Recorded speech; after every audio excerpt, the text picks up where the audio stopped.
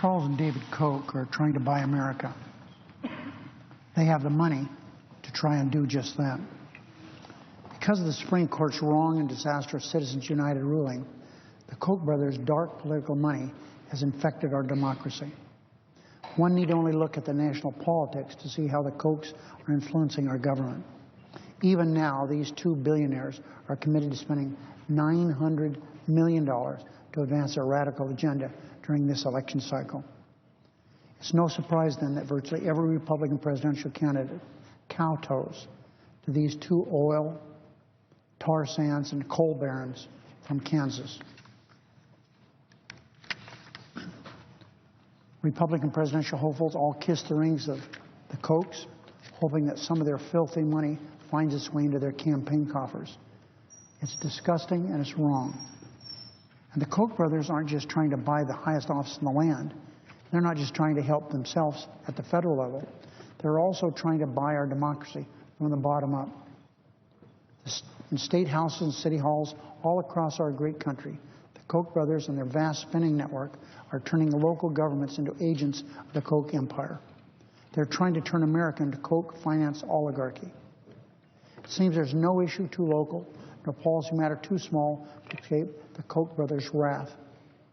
They want to impose their radical agenda on the American people on every issue, no matter the cost to families and communities. Mr. President, just look at what they're doing in Colorado Springs, Colorado.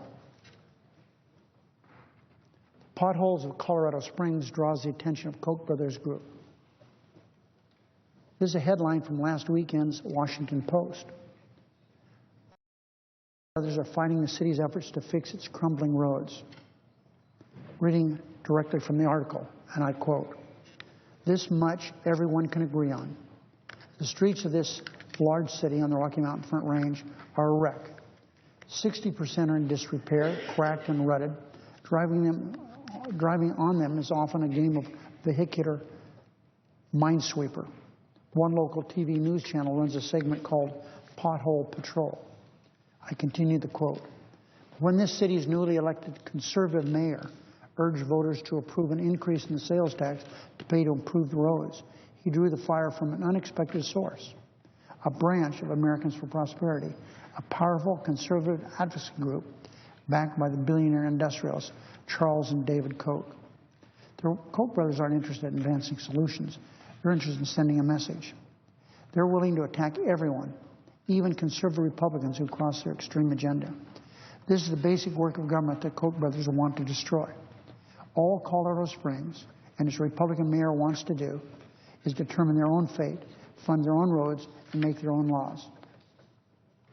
But in March, Americans for Prosperity, they holding Charles and David Koch's pocketbook and simply shut down the entire process of local community-based government. It's unbelievable they would do this. So the Koch brothers don't want the people of Colorado Springs to find their own solutions to fix potholes in Colorado Springs, and they're willing to pay to make sure that doesn't happen. That's only one city, and I don't have time to mention all. The Kochs are doing this all over America. Here's another headline from Nashville, the Tennessean. Koch brothers group works to stop Nashville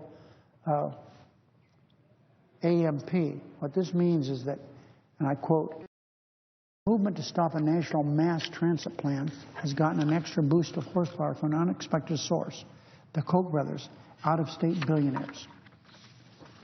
But there are many more examples, Mr. President.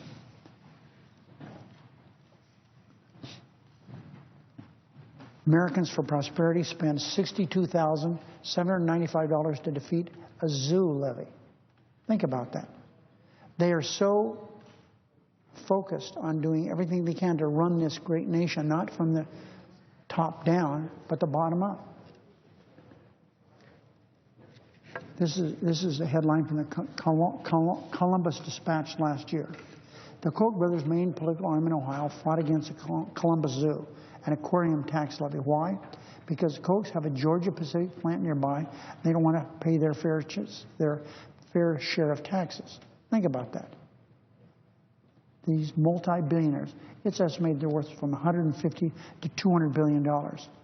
They're afraid that Georgia Pacific, their company, may have to pay a few extra dollars in taxes in Ohio. Los Angeles Times, Koch Brothers, big utilities attack solar green energy policies. This headline from the LA Times, as we can see, and it reads, and I quote, the Koch Brothers anti-tax activists and some of the nation's largest power companies have backed efforts in recent months to roll back state policies that favor green energy. The conservative luminaries have pushed campaigns in Kansas, North Carolina, Arizona, with the battle rapidly spreading to other states. Both sides say the fight is growing more intense as new states, including Ohio, South Carolina, Washington, enter the fray. So, Mr. President, potholes in Colorado, they want to stop anything renewable energy. In Tennessee, a zoo and an aquarium they're going to stop in Columbus, Ohio, or nearby. They want to stop anything that's any type of renewable energy because it stops their tar sands, slows it down, their tar sands business, their oil business, and their coal business. In Nevada, the Kochs have their foot soldiers meddling in many different issues, really too many to count. They've been trying to upend Nevada's open primary process. They've encouraged young Nevadans to stay out of the state's health exchanges. They fought attempts to raise Nevada's cigarette tax. They've used the state legislature to undermine labor unions. These are only a few examples from the Koch's Buy America plan. What the Koch brothers are doing in Nevada and all the states that we've talked about this morning is shameful. They're using their deep pockets and their shadowy organizations to try and buy a government that serves them, not the American people. And they aren't even trying to hide it anymore.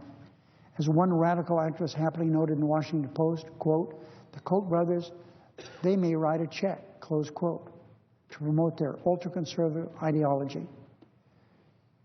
Well, they're writing more than just a check or two. Charles and David and their allies are writing $900 million worth of checks.